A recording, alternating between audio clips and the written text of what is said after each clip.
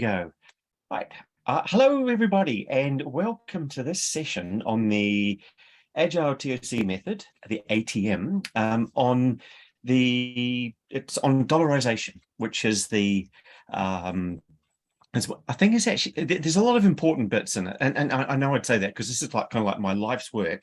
And I've sort of built it up into a diagram, which I'll show in a moment. And I think most of you have seen the diagram or bits of it. But dollarization is one of those bits that if you don't do it, you could end up just doing the wrong thing. And really, it's kind of just asking, why are you doing this? And then pulling dollar signs on it. Not that everything has dollar signs on it, but you'd be surprised how much of what we do gets easier when we figure out what we're chasing and what the money is, and when we just have a little bit of discussion on what money we're chasing, what's our business case. Even if you work in government, you'll find that if you actually know what you're chasing and try and put dollars on it, quite often you'll end up doing something different. And if there's one, so actually, if I just step back a little bit, what I want you all to take away is this light bulb that I'm turning on now of the idea of dollarizing. It's actually not a hard technique. It just requires some discussion. And so I want you to just take away the idea of it, and hopefully you'll start using it. And if you're in a job where you sell stuff, this is... dollarizing is a really, really fundamental part of selling things. If you sell ideas, it's a really fundamental part of selling things. And if you happen to be doing software development projects that you're doing for some commercial reason or some government reason, or whatever reason, putting the dollar signs on it really, really clarifies things. And if there's one thing I've learned in the 25 years, I guess, that I've been doing ToC and software development, is that this idea of dollarizing the benefits that you're chasing, with a few short discussions, what I found is over and over and over and over again, projects have suddenly changed direction.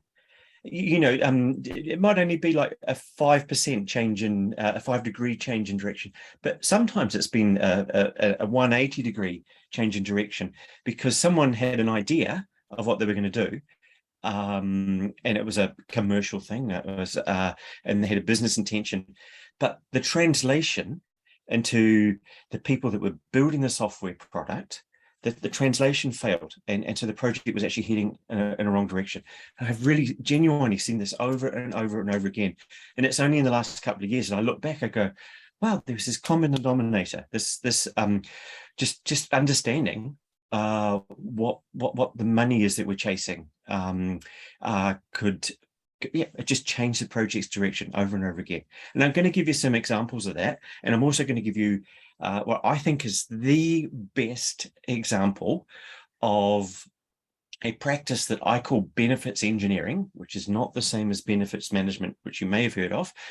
And it's an historical example. I think it's just wonderful. It's where the world's most influential engineer, I think ever, the guy that actually created the modern world, had to go and do some benefits engineering in order to sell his creation. And I'm being a little bit shy on telling you what that is, because in about 10 minutes I'll tell you. But I want to give you this little example first. And this one really surprises me. It surprised me at the time just how much that effect of changing direction and understanding the dollars involved were. So if you could roll your minds back to 2007, before Facebook, before, everything really, an old time where I had a little BlackBerry phone. One day I got this phone call saying, Clark, you've been recommended to us as an Agile project manager. We've got a client that desperately needs an Agile project manager. And I go, oh, okay, right. And at that time, I ran Agile Scotland, the local user group. And so someone in there had pointed them in my direction. And it wasn't actually in Scotland where I lived. It was in Sheffield in England. And where, by the way, they go to pub and they go on to internet. I don't know why, they just say things differently there. And I ended up taking this gig. But when I went down to sell them, to have the conversation with the general manager and the head of IT in this vendor, it was really interesting because they said basically, look, we've got this, we sell mortgage software. And one of our customers, our biggest customers, the one who pays us the most money every year, we signed a contract with them, and they hate us and we hate them, but they've just paid us a lot of money. And in order to get this project, for them to agree to do it with us, because they desperately want this new functionality, in order to get that, we had to promise them that we're doing it in a different way. So we said that we would do it in an agile way. And we don't really know how to do that. So we need an agile project manager. So okay, cool. So we just chatted about the thing about it. And the funny thing is, if you think in terms of money as being one output, yeah, they were chasing £1 million. That was how much this bank had offered, was going to pay them to do this work. But when I talked about it, I made a different promise to them, which was that during the course of the project, I would operate the project in a way that would rebuild trust between the two of them. Okay, so it would rebuild trust. And you're going, that's not putting dollars on it, but I'll see. I'll come back to it later. But the lack of trust and the hatred that they had between each other was causing every project to be really, really heavy work and to take a lot longer than it needed to. And the bank, under different circumstances, would have offered this vendor the chance to do more work, but they weren't getting work because they hated each other. So if you think about it, there was a dollar effect on it.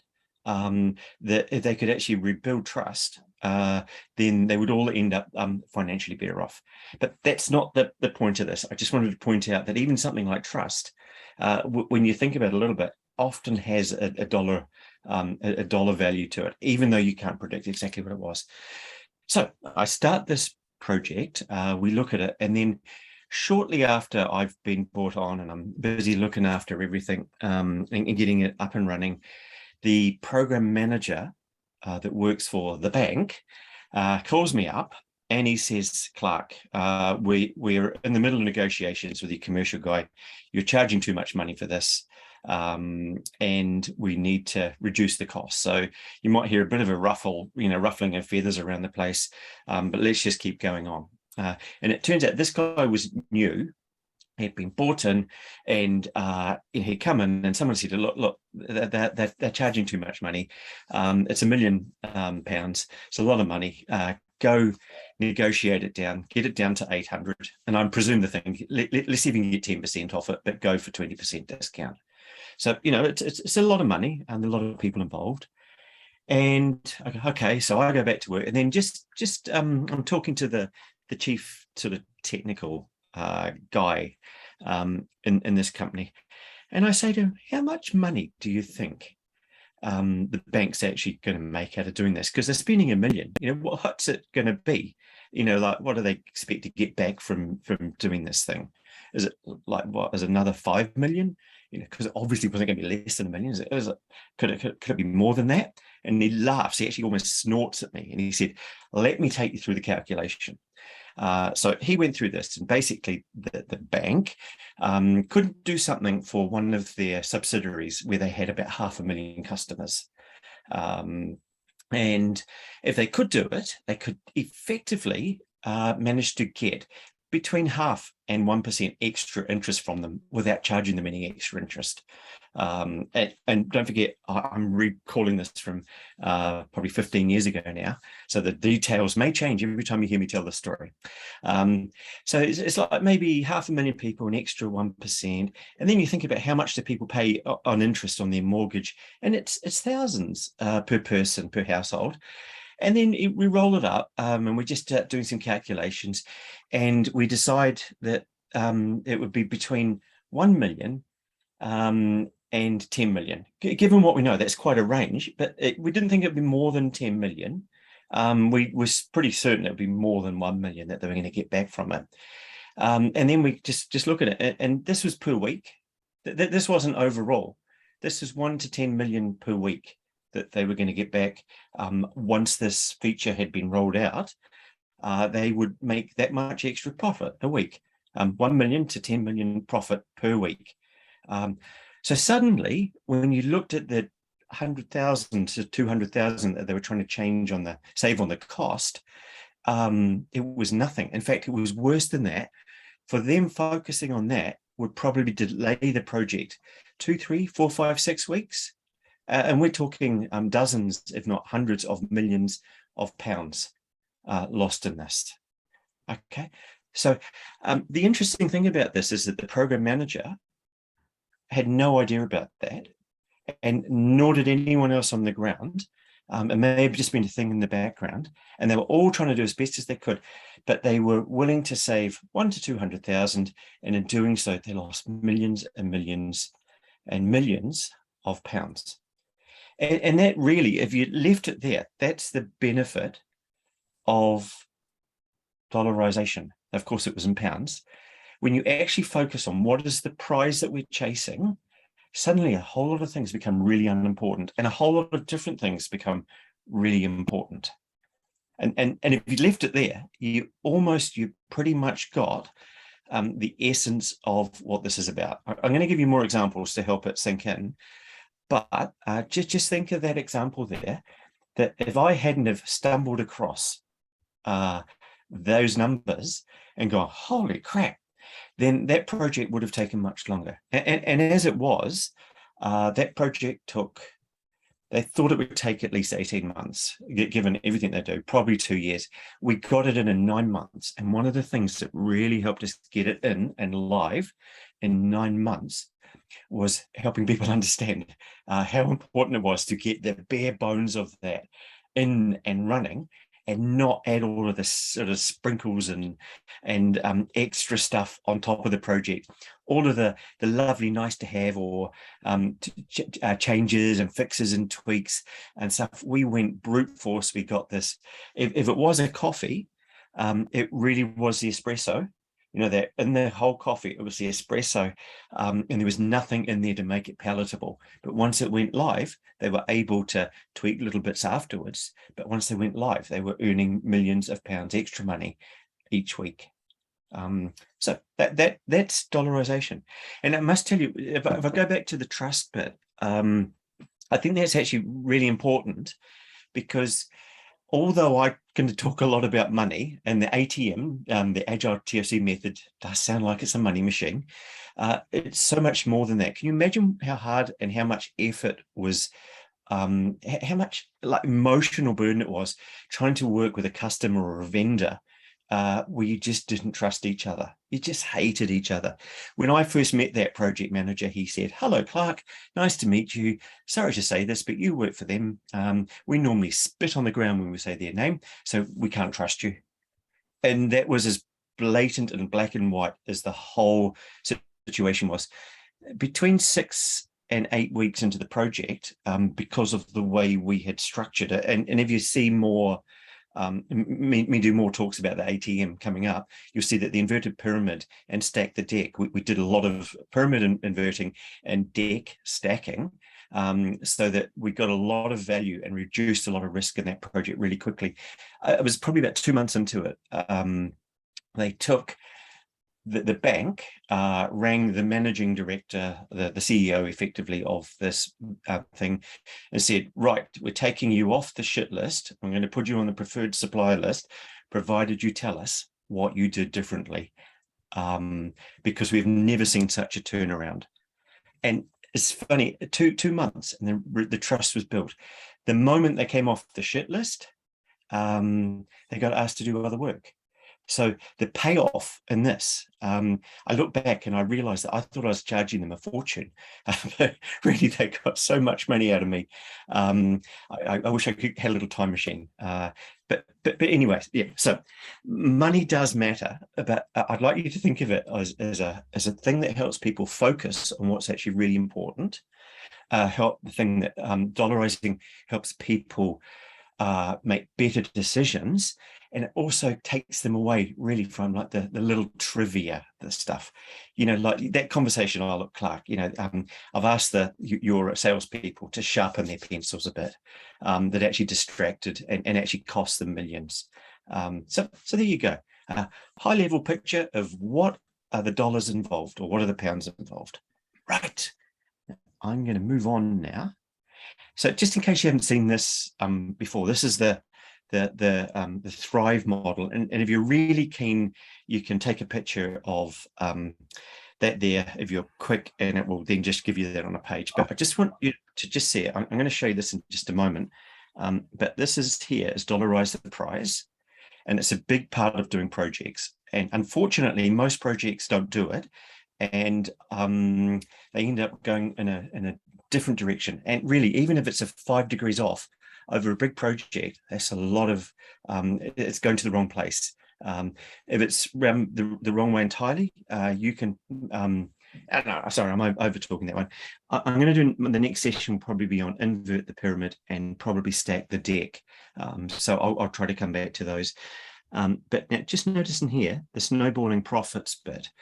That, of course, is really important. I'm trying to help people make money, and I can't emphasize this enough, though. What I'm really trying to do is create a thriving workplace. So the money is an output, it's a side effect, but it's also a really useful way of framing things.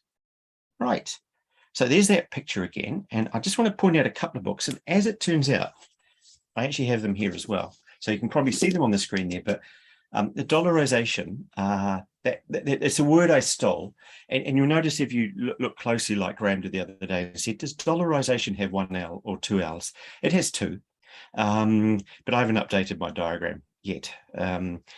Maybe an editor will do that for me one day. So the dollarization, this book costs about £40–50 the last time I looked for it, and I don't actually recommend you read it. I recommend you just hang around, listen to this. But if you're really interested, then go read it, because it's got more examples. And it's not about dollarizing for projects. It's about the idea, really, that of putting dollar numbers that are estimates, guesses, educated guesses around the things that we're doing. And they're really useful when you do that for if you happen to be selling stuff or consulting, for actually focusing on the value that you deliver.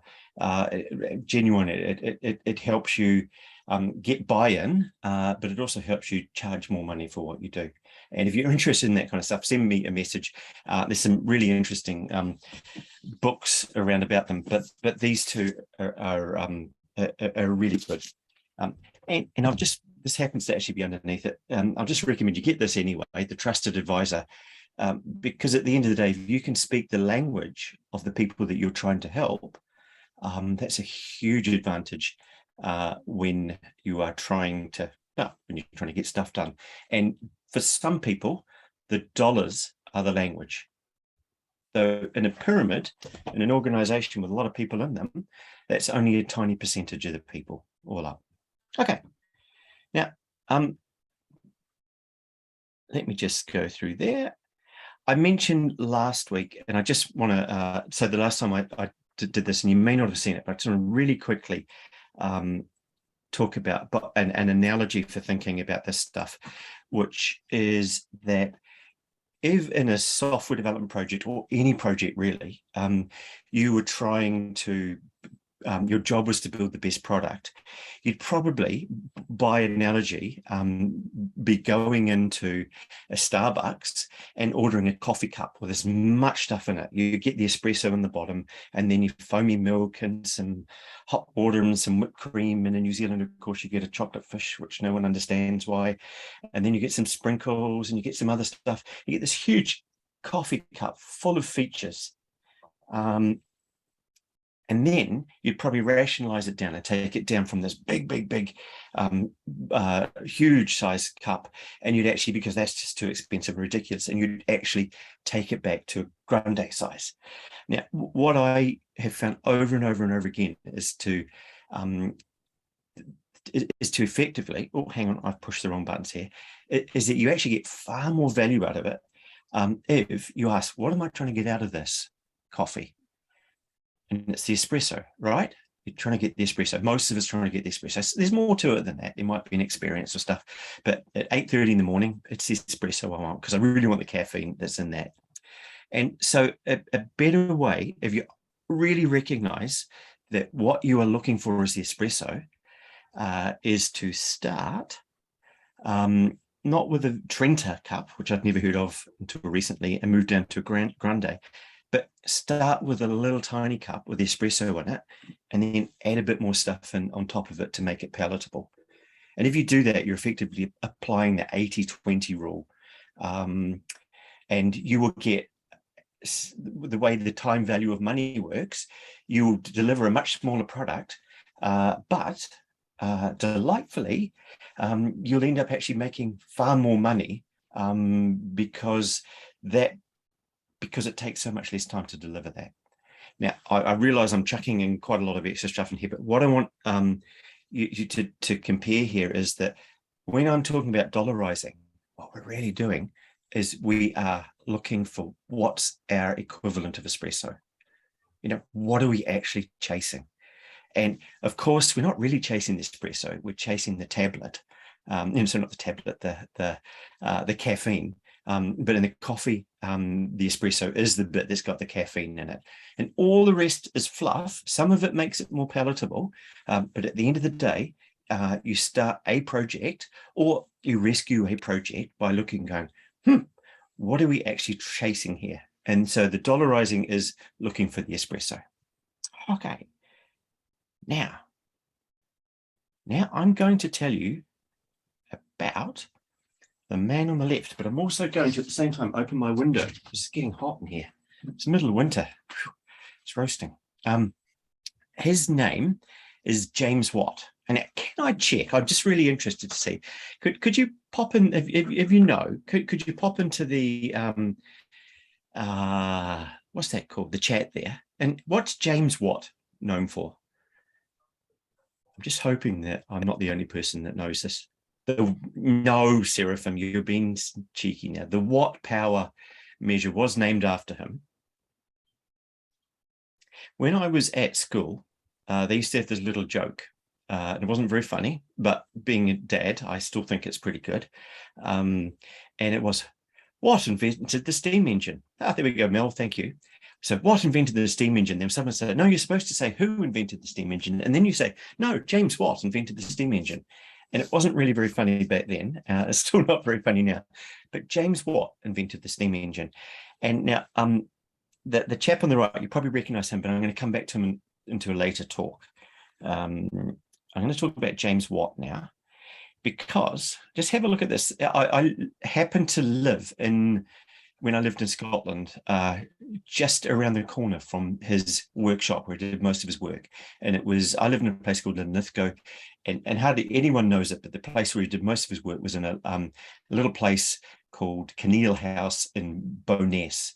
And it's this now dilapidated little stone cottage where he took the steam engine and he did all this clever engineering stuff and basically created the Industrial Revolution and essentially kicked off the start of the modern world. So this is what they wrote about him. James Watt, Scottish inventor and mechanical engineer. Okay, so that's what he was. He invented stuff and he was a mechanical engineer. He engineered stuff. So he went off, and in his little hut, which I used to visit every so often and walk around and go, why don't more people know about this? He took an existing engine called the Newcomen engine, and he tweaked it a little bit. It took him 10 years, and he figured out how to make it about 2.5 times more efficient. And now some coal mines are already using the the new Coleman engine, and they were using it to pump water out of coal mines, and they were and so he invented this new version of it, this upgraded version of it, and he went back to the coal mine owners who had the new Coleman engine and said, "Hey, look, I've got the steam engine version 2.0, all upgraded, same cost as the other one. I'll sell that to you. Would you like it?" And it's 2.5 times more powerful. And of course, they bought it because it was a no-brainer. But then he had to go and look and talk to the coal mine owners who were using horses. These are the ones that weren't brave enough to buy the existing steam engine. So the upgrade for them wasn't an upgrade. It was a huge, huge leap of faith. And he found it very hard to sell. So what he did, there's an example of a steam engine. What he did is he come up with what in the theory of constraints land we call a mafia offer, which is an offer that is a play on the offer made in the Godfather movie, that it's just too good for someone to refuse. And it kind of works like this. And I stumbled across this when I lived in Glasgow, when I went to the Kelvin Hall Museum.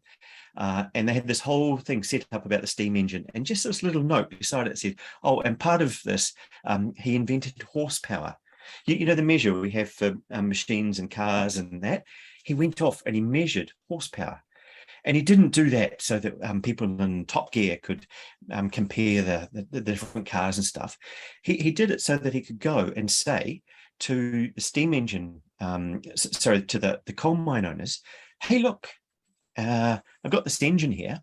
It's really amazing, and it does the work of 20 horses. So he had a 20 horsepower engine, right? Okay, and the way he did this is he actually went off and he got a horse and he measured it doing work, which I believe is a physics term, and then he rounded down the numbers so that he could never be accused of overselling his engine, and he came up with a standard measure from it. And I think we use a variation on that measure today, or it could be the same thing. I'm not quite sure, to be honest. And so he went to them and said, "Look, so 30 horses, you've got 30 horses here. My machine does the equivalent of 30 horses. And I know from having talked to your accountant, and lots of accountants out there, accountants are really handy, Graham, that they currently cost you £900 every year to run those. Now, my machine does the same amount of work as them, and it smells, but it smells differently. It smells of the coal, actually, that you're digging out of the ground here, rather than all that organic stuff. So I'll charge you £300, so a third of it. And I've, of course, made up the numbers here, but the third was right. He charged them 1/3 of it. So in this case, he would save them £600 per annum. And the horses were a huge part of their costs. And it was almost like a no-brainer. And the only tricky bit was that they had to sign up for 20 years. Were you going to say something, Graham? Oh, I mean, I think that whole that model of renting them the power rather than paying for it is fantastic. But also, Clark was telling me about this yesterday. Big Pit in Wales. I was lucky enough to do a tour of there, I don't know, 10 years ago.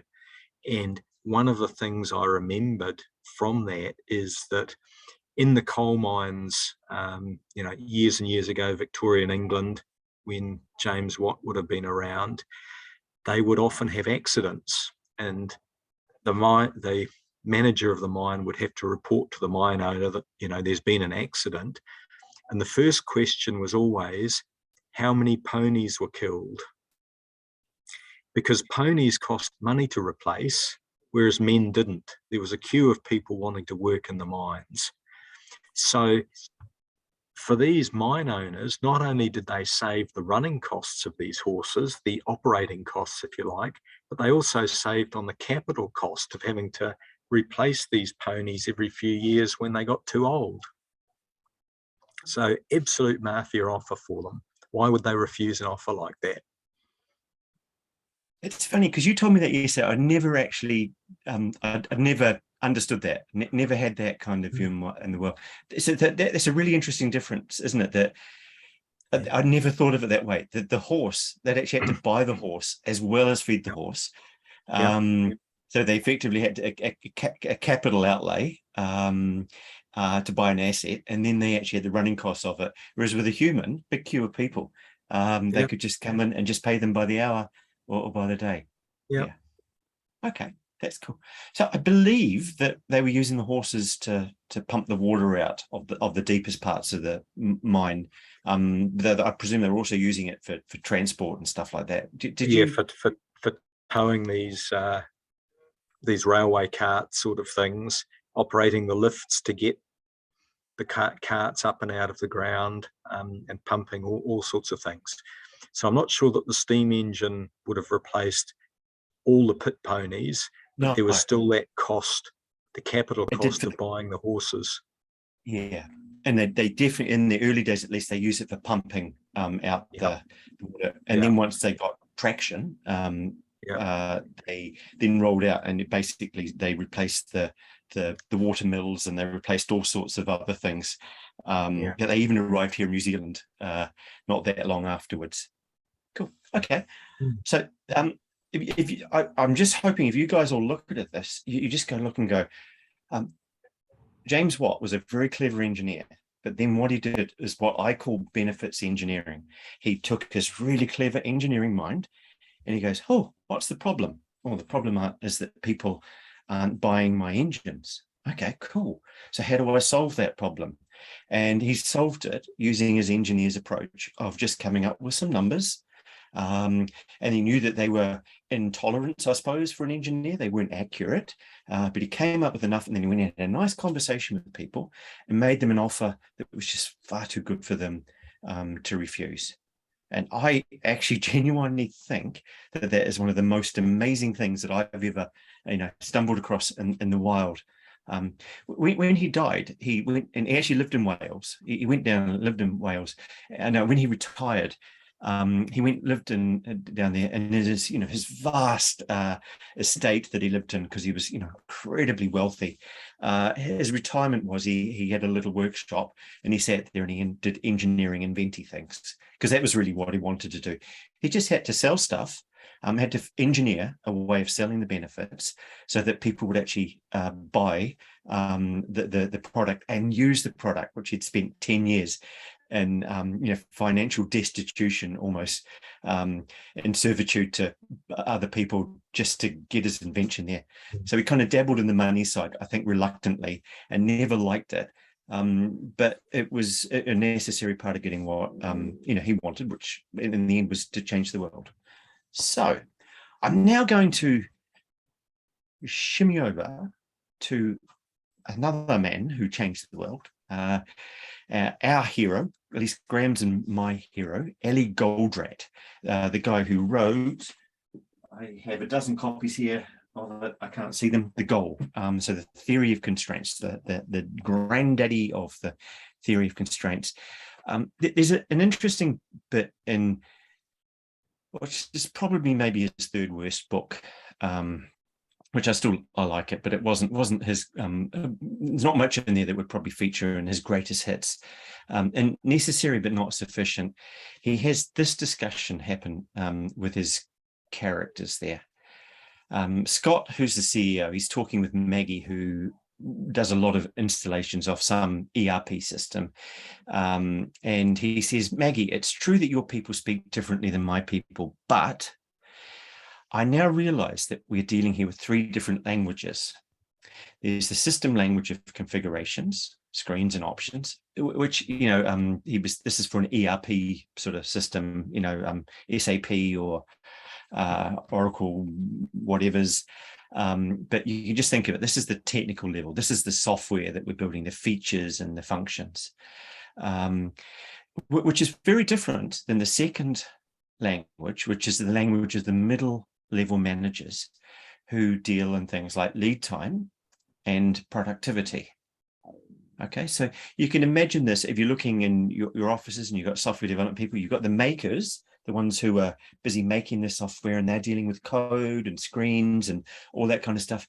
And then nowadays you've got yes, you have got managers who are interested in, productivity and speed, but you've also got helpers with them who are, the coaches, who actually specialize in, depending on the industry, maybe Six Sigma or Agile or, some variation of those. So you got the nitty-gritty, the makers, you've got the middle level there who are interested in executing the system and improving it and making it better and better.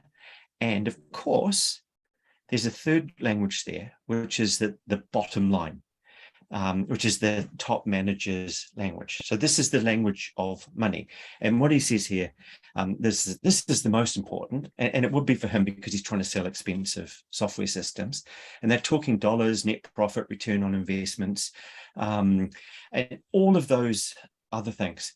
And then as you read the book, you realize that the software industry, and I think this is true today, and it's kind of, I guess, the part I'm trying to do with the ATM is fill in that third language. But most people are working, and as they should be, in that first layer of the system stuff, the techie stuff, the land of the maker. Others are working in the land of the manager and the improver, and then a few others are working and speaking in the language of dollars, which is the language of the executives, the C-suite, and that sort of the top level managers. A theme with the book is that those top two, that they're really important, because otherwise without them, we wouldn't have the products we build, and we wouldn't have productivity, we wouldn't be competitive, we would be producing shitty products and all of that kind of stuff. But when you add in that third level, the dollar signs, and start to put dollar signs on things, it changes things. And I think you've seen that here already. Could you imagine, you've seen the example I had with the mortgage system and the $1 to $10 million a week. Now you look at what if he had gone to talk to the pony, the head of the stables, and said, right, you've got all these ponies here, da da da da da da da da da. I can imagine the pony master, we'll call them, the pony master would have said, oh no, we're fine, we don't want any of your newfangled stuff. It's only when he spoke the language of the owners of the factory who cared about this, that he was actually able to sell them this superior invention. So I'm not saying that the other three languages aren't important, because obviously they are. We need all, and there's like almost a hint in the name of his book that those three there are necessary, but they're actually not enough. You need to think in terms of the dollars, the dollarization, because they all come together. And if they don't all come together, things go haywire. So I want to give you another example now, which is quite different. But again, just it'd be cool if you could kind of just observe the theme. Clark naively asks, "Oh, why are you trying to do this? What's kind of like the money involved in this? What's all happening? Why are you spending this money?" And then a project which is is taking a lot of people, a lot of time, pivots almost 90 degrees. So again in Scotland.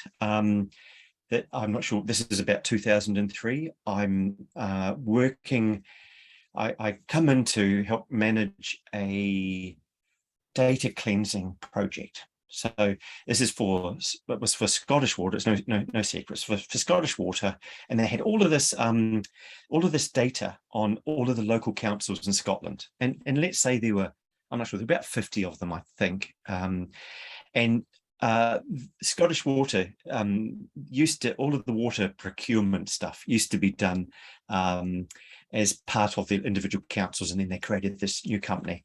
And the data that had previously been owned by the councils was really shoddy, because they didn't have to invoice themselves for water. So it was just really, really messy. They had like lists of properties that they owned, and the lists were completely out of date, and they were wrong, and they had all sorts of bad details. So they had this project. There were about 30-40 people sitting there typing in and correcting the data for all of the councils working in Scotland. And and I came in and I thought, okay, that sounds really boring. But at that stage, I was quite happy to have some income coming in. I just had a new baby, and I go, and money would be good, and I've just been made redundant. And then I go off and I chat to the person who's in charge of this project, and I just say, oh, why are we doing this? It's quite a lot of money. It's really cool to see some people so keen to keep their data clean. And she says, oh, it's not really about data cleansing. What it is that all the councils, they owe us millions and millions, but we don't know what properties they own, so we can't send them an invoice. And they know that we owe them, they owe us money, so they can't send us. So they're quite happy to not pay us, but there's a big debt there. So you can imagine here that there's a big difference between data cleansing versus debt cleansing, cleaning up in order to get money. And if you've got 30 or 40 people who are busy sitting, typing, worrying about getting postcodes in the right place, that's very, very different to having conversations with people about saying, hey, look, here's your list of properties, and this is the amount of money you owe. Totally, totally different world. And in fact, if you're trying to recover the debt, you wouldn't worry about getting the postcodes right. You just make sure that the list is right, and then you'd run back and figure out how much money was owed. So two totally different views of it. And it only came about, we ended up pivoting the project entirely because we realized why we were doing the project.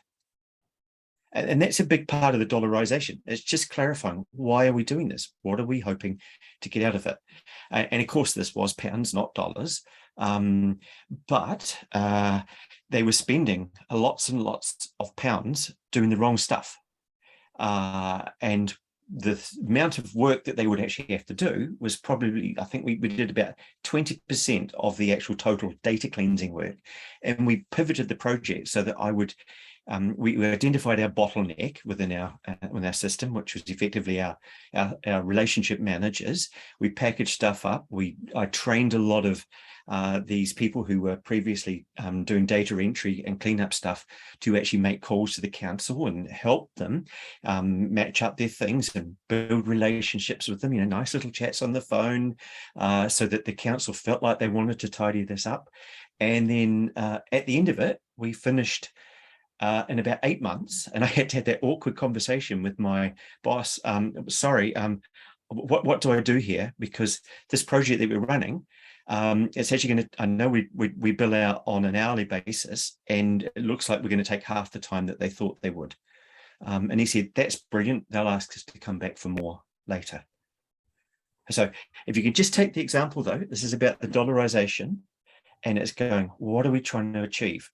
And it was all about something entirely different at that high level. The language of the chief executives, I want all that money back, was very different to the language of the data entry people. And it was very different because there was no connection between me, the middle manager. What I did is I connected the top level with the hands-on level. Okay, so again, that's just the thing. The funny thing about that is it turned out that Scottish Water ended up actually owing the councils several $1 million. They got it around backwards, and they would have been better off never doing the project. But that's a different thing. Okay, so that was just another example. Again, it's that just thing. You just go, this was a thing that had been running for a few months. No one had bothered to ask why we're actually doing this. They had gone, it's a data cleansing exercise.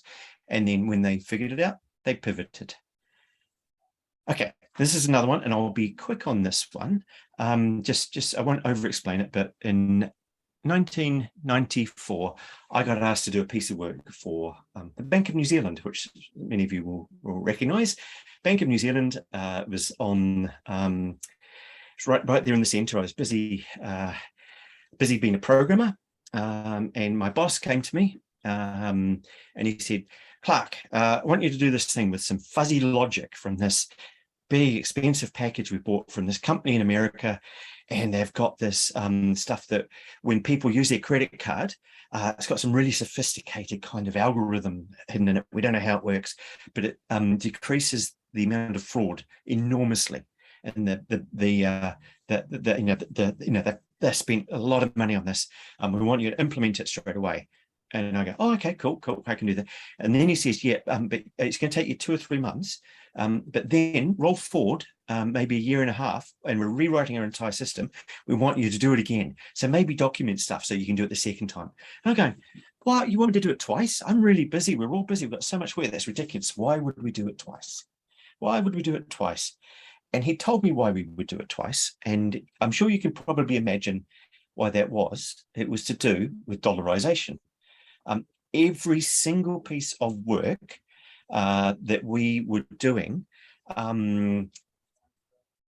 was so much less important in terms of the amount of money it would make that company, that it was well worth getting one programmer to spend twice as much time doing it a year apart. And I thought that was wasteful, but from a commercial point of view, they go, look, if you have to do it again in a year, if we get 1 year's worth of this is worth squillions to us. So do it twice. Now, I mention that because you think of the middle manager level, you go, productivity, that's just incredibly wasteful. Why are we doing something twice? But then when you lift it up to the dollarization level, to that top level of 3 languages, suddenly you go, oh, it's a really, really, really good idea to do it twice. Now, interestingly, shortly afterwards, that bank had a huge hiccup, and all sorts of things went wrong, and they got bought by an Australian bank, I think, to save it more than anything else. What sort of sticks in my head just looking back at it is how unusual it was to actually have the techies working closely with the business to try and make money. And that conversation, I bet if there've been lots more of those conversations going on, rather than just the business people saying, could you guys do this? And then when you come back later, we will have finished. If they talked about dollarizing what they were chasing, I suspect they would have been in a better position, but I don't know what caused the BNZ to go wrong. So I shouldn't even speculate. Okay, but you see again, the same pattern.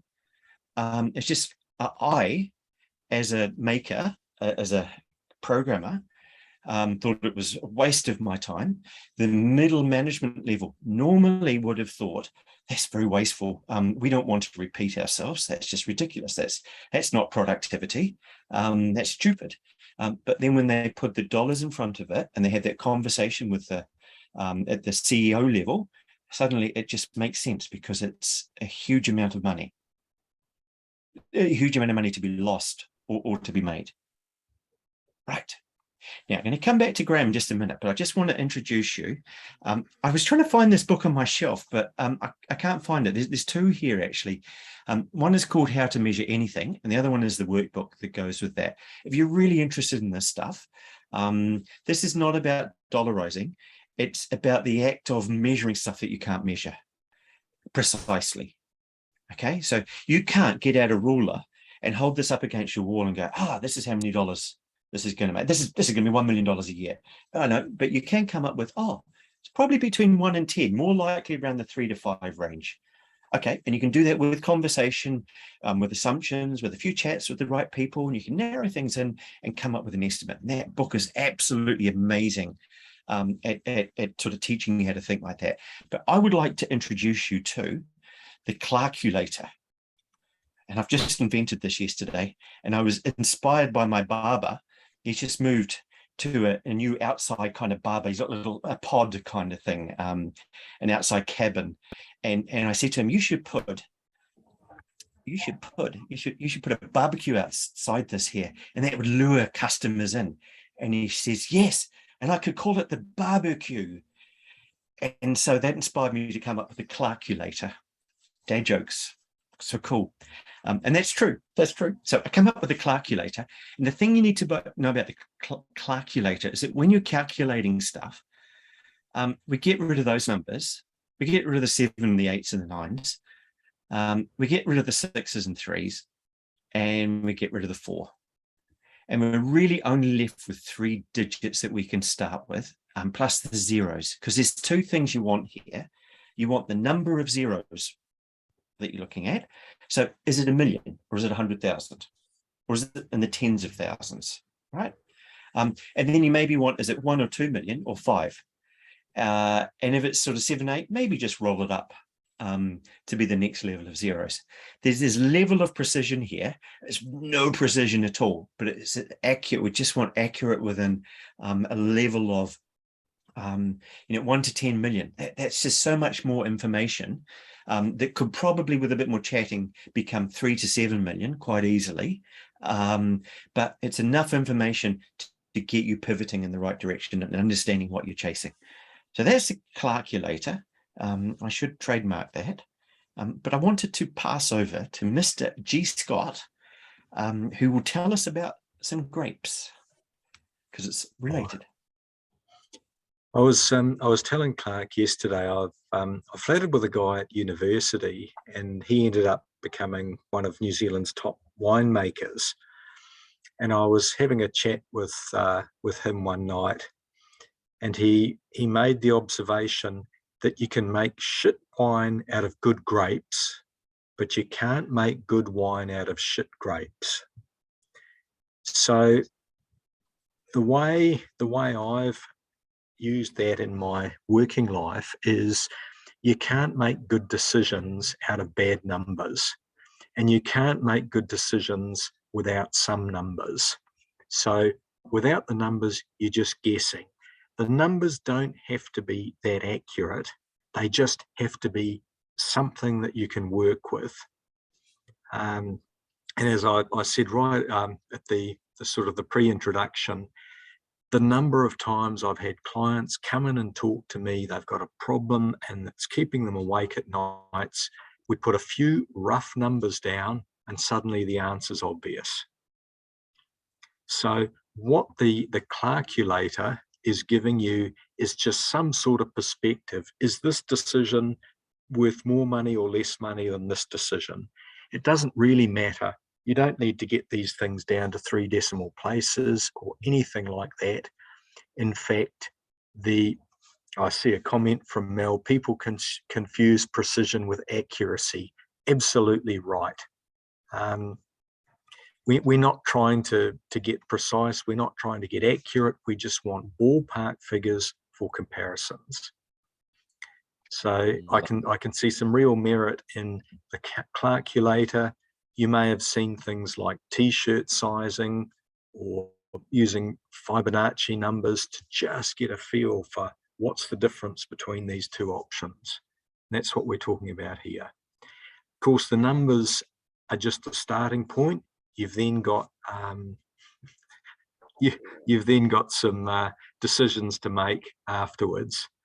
Now, the reason this has come up in my, before I studied accounting, I did an agricultural science degree, and at the university we had 3 levels of agriculture. There was the agricultural science degree, and we measured things in megajoules of metabolizable energy, basically the same as calories.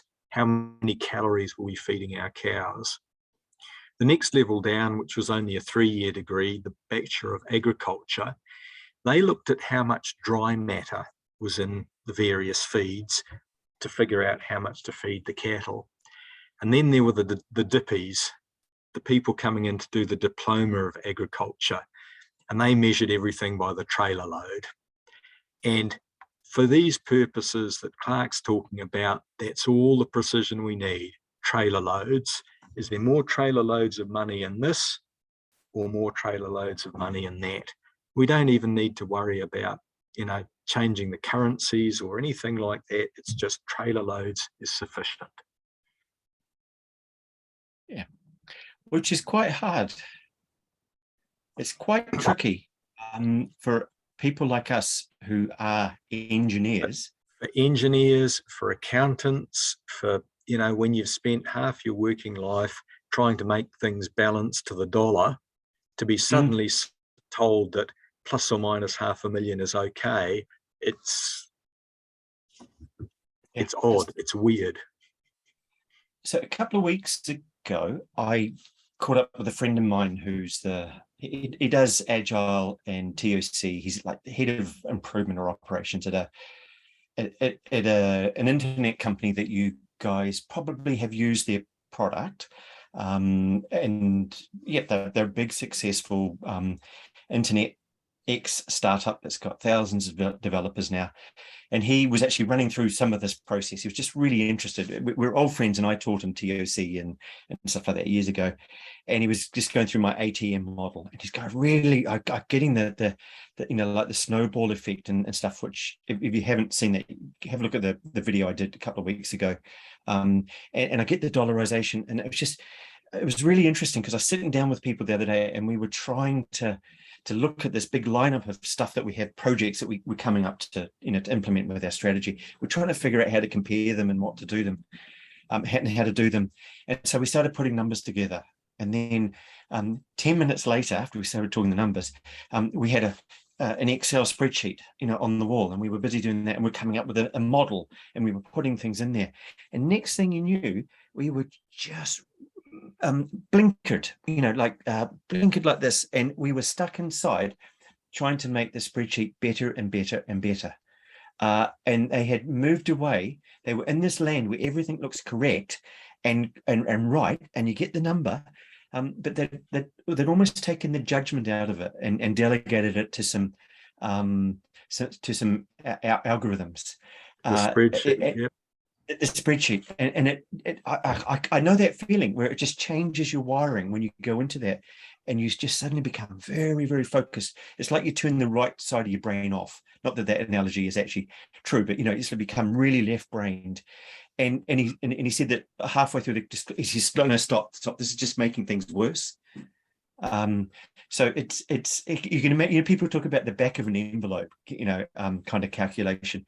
If you're going to do this stuff, maybe go buy one of those packs from a stationery shop, 50 envelopes, and just say you can use the back of the envelope for this and no more for each thing that you're looking at, and then just play with them. Any more than that, and you're going to get sucked into this world where you think you're getting right answers, but really you're just adding precision, but actually probably losing judgment and losing accuracy, because the whole thing is about making good decisions. Okay, yeah, I'm sure that those are called Swedes, not turnips, but I don't want to cause some cultural war here. I'll get cancelled by the turnip community. Right, actually, that's pretty much the content I have here for this session. I'm just wondering if I might give you a warm up on the inverted pyramid, because it's actually related to this stuff now. I left it in here as an inverted pyramid, as you'll see. This stuff is the lower down stuff that I left as my buffer. So if I can just play back what we've got here, just so you've got the general idea of it, and this will tie it together. And then in the next session I'll talk about the inverted pyramid with a bit more depth and detail, and a bit more precision. And I will try and couple it with the stack the deck, which is, if you think of when you're playing cards, it's cheating, stacking the deck. If we're doing big, expensive projects, we want to stack the deck. And most projects don't. Well, they don't do it nearly as well as they could. Okay, so if I sum up what we've got so far here, really important point here is that if you're doing a big, expensive project, or even a mid-sized expensive project, it's really, really, really useful to know why you're doing it. And I'm not talking about being purposeful, though that might be a nice thing, but to understand what you're chasing. And it's very rare that you spend a lot of money on a project if you're not chasing some kind of revenue increase, some kind of thing that's got dollar signs on it, some kind of cost saving, some kind of insurance, maybe, so that you prevent something going wrong. There's a bunch of different things here, and you can chase them. Even things which you think like is really intangible, like that time when I said, how about I promise you I rebuild trust between you and your favorite client? And they go, you could see the relief in their eyes when I did that, but you could see the dollars in their eyes when suddenly they get put on the preferred supplier list and get asked to bid for more work. And so trust. You think it's an intangible. The end result, though, you can dollarize it. I could probably go up and make numbers up just off the top of my head. That was probably worth, I would say, between $2 and $6 million pounds a year to that company, having built a really good relationship with their biggest customer that was just a mess. So that's number one, that the dollars help you focus. And it doesn't matter if you're not in a thing that brings in revenue. A lot of the government work that I've done, and I'm sure you've all seen, has been to save money or to help serve more patients in a hospital, or to recover debt. If you spend big money, there's a money motive behind it, and not just a money motive, but there's money. It's worth understanding that. So I'm starting to babble now. 1.1, dollarize so that you know what you're doing, and then that will probably, if you're partly into a project, if everyone understands it and has this is what we're trying to do, that will change the decision making throughout the project. And what I've found repeatedly is that when you do that, people are chasing something different, and this lets you make a 5-degree to 180-degree pivot, so that you actually start going in the right direction. And almost always, I found by doing this, I have discovered that people were building the huge cups of coffee when really what they were actually after was the espresso. And that's just really, really helpful. Okay, and the second bit is that's important about it is this is not trying to come up with the right answer. This is trying to come up with the right decision. So a trailer load of turnips, a trailer load of hay. Hey, how many trailer loads? That's what really matters. Start with some good enough numbers and work with them. Don't go for precision. That's someone else's job. And the third bit I'd like to add about this is that I call this approach benefits engineering. And the reason for that is really, I look back at the world's most influential engineer, and he dabbled in the money because he had to make sure that he had an income to start with, and all his debts he built up by building this steam engine and making it work. He actually got paid back, but he didn't actually do it for the money. The fact that he died incredibly rich, before that he was tinkering away, inventing things. So it's not just about the money, but the money is a useful framer. It helps you make better decisions. It cuts out a lot of crap, and it's also quite nice if it helps you pay off your mortgage early. And is it sort of like as a more personal thing for all you guys here as individual people, understanding this stuff is a really, really, really good way to pay off your mortgage a wee bit earlier, or even quite a lot earlier. It's a really, really, really useful way, especially if you want and go and have a look at something like this and you realize that most people in their work get paid by the hour, not by the value that they produce. And if you've got something special, Larissa, I'm looking at you. For instance, if you've got something special, don't sell your stuff by the hour, sell it by the value. And I'm sure that applies to Nelson, probably the same to you, I suspect. And I can't see others on the screen, but it's really useful. Sell your value, not the hours you work. Right, now I'm going to go quickly in here, and I'll just give you the quick... Sorry, Clark, can I just add a little bit there? When you're thinking about dollarizing, it might be that you're looking at an increase in revenue that this bit of software will do. It might also prevent you losing customers. So it's going to prevent a future loss of revenue. Your competitors just built a flash new app, so we need to build one. It's not going to make us extra money, but it's going to stop us losing revenue. The other way to increase your profit is reducing your expenses, but it might also be that you're preventing a future expense. And that might be a fine because you're not being compliant. It might be that you're writing something to automate a job so you won't have to hire someone in the future. So think very broadly about where the money might be coming from, and don't be surprised if something that's being built might be a compliance thing, so it's saving you money, but it's also going to generate revenue as well. And it's brilliant if you can take a compliance thing and turn it into something that makes money. It can be a discussion. Actually, I realized that I took out accidentally one of the slides I was going to mention here, which I'll mention now. If you are building something that, for whatever reason, whatever it is, has to come in before Christmas so that people can buy it as presents for their loved ones, then if you draw a chart of the money, you'll find that on Boxing Day, the value changes, the dollars change dramatically.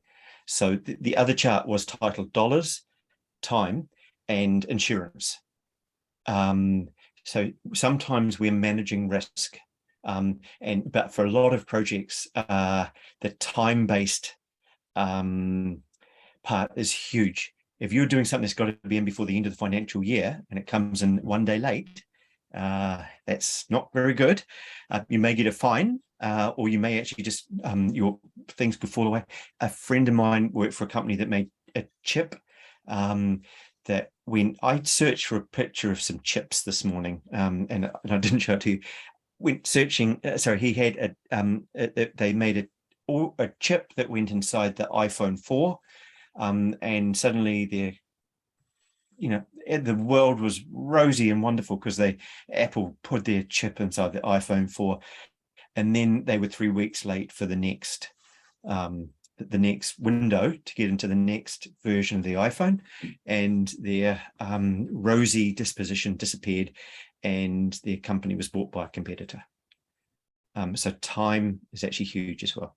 I'll just show you just quickly the inverted pyramid thing.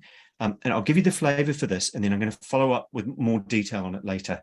The short version is that the inverted pyramid is the mechanism that Agile enables for you, if you want to deliver projects on time. But it came from an analogy from reporters, and this is the first example of it here on the screen. And basically what it is for reporters, they make sure that the first paragraph has 80% of the information in it. The who, what, where, why, how, when, in that there, and they call that the lead paragraph. And it's got all of the juice in it. And then below it, they have, in decreasing order of importance, the facts that back it up. And they did this in order to have flexibility on how long the article would be. So imagine you got this article, it's this tall, and suddenly there's some breaking news, and in your newspaper, you have to give away that many inches of column, and then they just go, oh, slice it there. And then you get all of the important stuff's in there, and then they've just got a shorter article, and it still carries most of the value. It's like an 80-20 thing if they chop it off. But if they need to, they can also fit it in different places and stuff like that. Gives them huge flexibility. Now, if you take that and think about projects, that's what we're trying to do in Agile. We're trying to build something where we get the base, and then we build onto it, and we add the next most important thing, and then the next most important thing, and then the next most important thing. And if we get to the end halfway and we're running out of time, we just go, just chop it off there. And we go, we've still got the most valuable project. Okay, so it's not as simple as that, of course. But the thing I wanted to point out, hang on here. I'm just conscious if I do this, you'll see a lot of animation. And I don't want to show you that straight away. I want to show you that. Ha! There you go. Right. Okay. So the inverted pyramid, there's a really, really, really important thing, and this ties back to dollarization, is that when we moved to Agile, we got into a position where we could actually start doing things a lot more quickly. And that was really cool. And we have this Agile people talk about a bias for action. And that's, it's just wonderful. We can just get moving, and we know we've got all this flexible stuff, but a lot of what we missed, and that we threw the baby out with the bathwater, and that we got rid of some of the upfront thinking. And so you think of the lead paragraph there. So this one here, a computer project costing 6.2 billion that is central to Tony Blair's National Health Service reforms is in grave danger of being derailed. It's basically the story in that one there. Now journalists talk about burying the lead.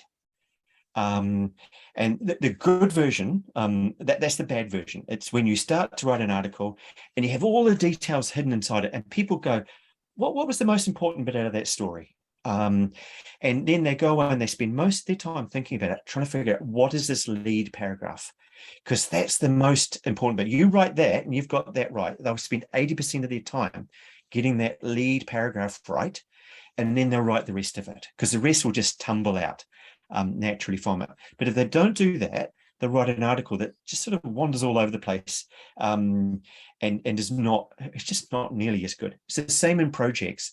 In the old days, we used to spend forever trying to write effectively these big documents that they weren't the equivalent of the lead. And waterfall projects, they were trying to get everything right, and they were a specification. Now just go build this. Even for those projects and for the projects we do today, if we can focus and go, what's the lead paragraph for this project? That'd be cool. And that's essentially what I'm talking about here with the dollarization. It's not just the dollars, that's part of it, but going, so we're going to build a computer project that will, actually doesn't work very well for this one. We're going to, yeah, so ignore that. Start with the lead paragraph and just go, why TF are we doing this? Dollarize it, look for the espresso. And then you'll be able to list out and go, this is clearly the stuff that if we chopped off the article or the software project before delivering this stuff, then we're not going to deliver the important stuff. The rest of it becomes optional and we can put it in order. But there's this, the bias for action that misses out this thinking, which could only be, it could be a few minutes, it could be a few hours, it could be a few weeks worth of thinking. Skipping that causes us to have very, very expensive projects which head off in the wrong direction. And dollarizing is a really good way of just getting your head around this. And I think the best example I've seen of companies doing effectively writing a lead is Amazon. Jeff Bezos insists that for any big initiative they have, they sit down and write, I think it's a 6-page, well thought out, typed out, written argument that describes what this initiative is about and how it's going to pay them back. And so they put quite a lot of thinking into getting that right. And then they sit down at a board table and they sit around the board table and they read it. And they sit there and they read the 6 pages and they wait till everyone's read it. And then they discuss. And that's the kind of level you want before you spend millions or tens of millions on an initiative. It's making sure you know what direction you're meant to be heading in. And I will stop there. And if anyone's got any questions, go for it. I see a comment from Larissa. Actually, could you read that one out, Graham? I need to have a slurp of water. Yep. Larissa said, people overcomplicate documents and that causes confusion in exactly what the project is to achieve. Starting with a lead paragraph is gold. Yeah. And you know, since Larissa, since we know what you do, and I'm not sure how many other people, Larissa does those amongst other things. She's graphics and sketch notes and stuff like that. And I think I've seen your pencil working in the background there as you've been doing this. Yeah. And I know when we've talked, and you did a session for us last year, that the sketch noting is a really good way. And it's mostly a conversation with pictures, I think. It feels like it will complement the idea of doing a lead. You've got that big picture, literally the big picture there, plus the words and the dollarization that backs it up, and that's like the baby. And then we don't want to chuck it out with the bathwater. So I think that's good. Any other thoughts or opinions, questions?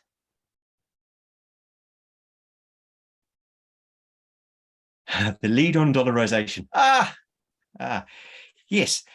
Before you build something, figure out in a couple of paragraphs what the business case is for it. What are you chasing? in terms of money. Thank you, Catherine. No, I like the I like that.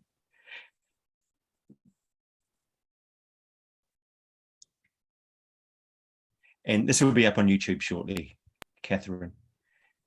Hi, Clark. Anyone Simon else? here. I don't know if you Simon. can Hello, hear me. Simon. Yes, Yeah, go for it. sorry. I just wanted to ask if maybe you could press in a little bit more to the, I guess, the occasions where it's a little harder to identify where the sort of the money is to be made. You know, so kind of policy type stuff, like you said, where there might be end users, there's value flowing, but it's not necessarily to make any revenue. It's not obviously maybe to save money, but you know, I guess we can find something in there. Or there's other examples I've worked in where maybe you're part of a big venture that's and maybe you're working on platform type stuff, which you know is important, but it's you're not charging for it, so to speak. So Yep. yeah, how do you? I've been on those sorts of projects or product type teams where it's really hard to think in terms of dollars. So any kind of insights or tips or ways to make that easier? I reckon with the so if you take a government kind of thing, government spending money on services, and at the end of it, they want to they're not making revenue from it, so they can't measure the revenue. But if you think in terms of a business, the revenue is it was almost like a thank you for the product or service you give people. You know, it's the exchange that people make. So you could look in a hospital. You could look in a hospital and go, okay, what are the problems we're trying to do here and inside the hospital? What are we trying to fix? What are we trying to achieve? And then they might go, look, and I gave an example, I think, in the last talk that I did. You might go, okay, we got ophthalmic surgery. There's a queue of 9 months for that, and that is ridiculous. So we're going to put some money into that, and we're going to invest in it, and we're going to come back to it. And what we're trying to achieve is to get the waiting list, which you could consider the measure, down from 9 weeks to 5 weeks or something like that. So you can put in a different measure, but at the same time, I think what the difference is that, and I hope this analogy kind of works, is that there's like a bang for the buck that you get in a commercial thing. And the bang for the buck is how much money you make for it. When we move out of that and we're not getting that direct revenue coming in, we're more looking for value for money. So we're kind of looking at that project going, well, how much money, what's the best way of doing this to achieve the target that we're chasing? So if we're trying to achieve reduced reduced waiting time, there'd probably be a bunch of different things that we could do there, and a bunch of different ways of choosing how to do it.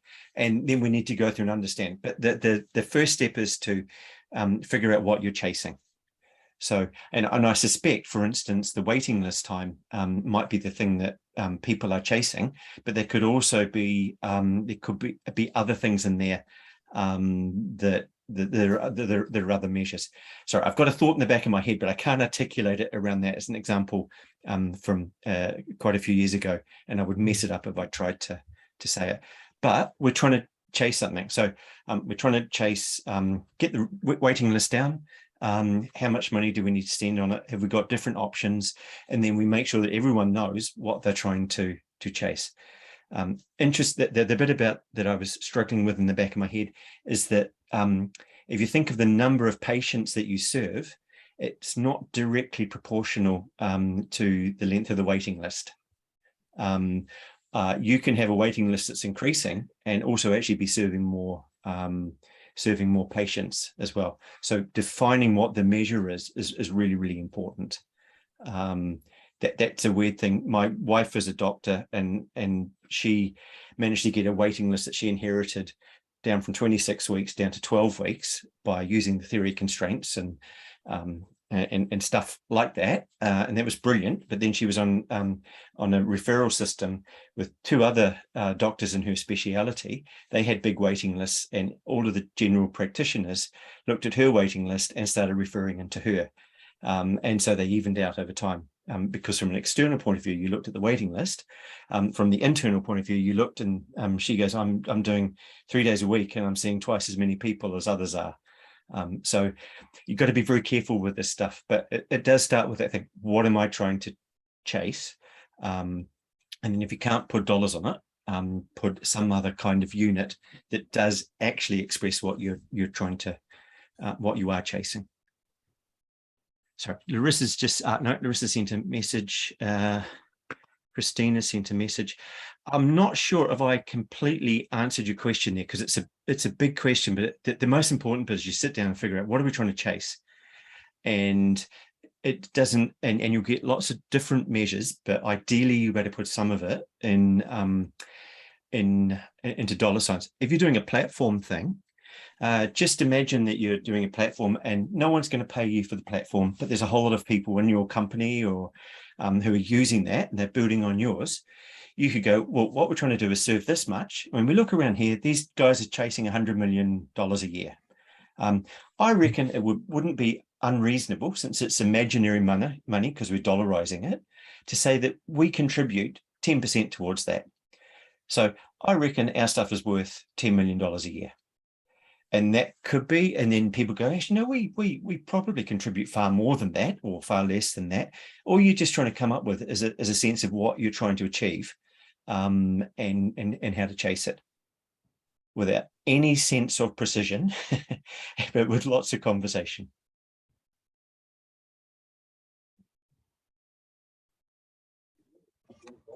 Just scrolling down here. You're welcome, Simon. Okay, now, Catherine, are you still there? You are. Could you explain, for the benefit of everyone else, weighted shortest job first? Would you mind? Would that be okay? If you're in your pajamas, that's fine. Prioritization by shortest job. Okay, so now, with a weighting to value. Okay, so now this is something I should have pointed out earlier. There is a little calculation that you can do that basically says, what's the value we get out of this small thing, adding this feature or fixing this bug, I guess, or speeding up this time to load this screen here. And then you go, roughly, we've estimated how much it's worth. So this is, you can come up with a calculation for that. And then you could go, effectively, I'll do a calculation and I'll try and get the biggest bang for the buck from all of these things here, and I'll try and get the most valuable ones first. And it's a calculation. I think that is kind of useful, but it's talking about at a different level here. So I'm talking much more macro, that's very micro. And I personally think that stuff, it can send people into almost like the algorithm sorts it all out. And I don't know that it adds, sometimes it adds value that people think about it, but I'd rather people use judgment as well as the calculation. But I'm talking about the big picture where we've got lots of zeros. And I do think it's a bit of an illusion that we can put values on lots of little things. I think we can only put estimated values on the big things. But then I'm sure that there will be a lot of people who would disagree with that.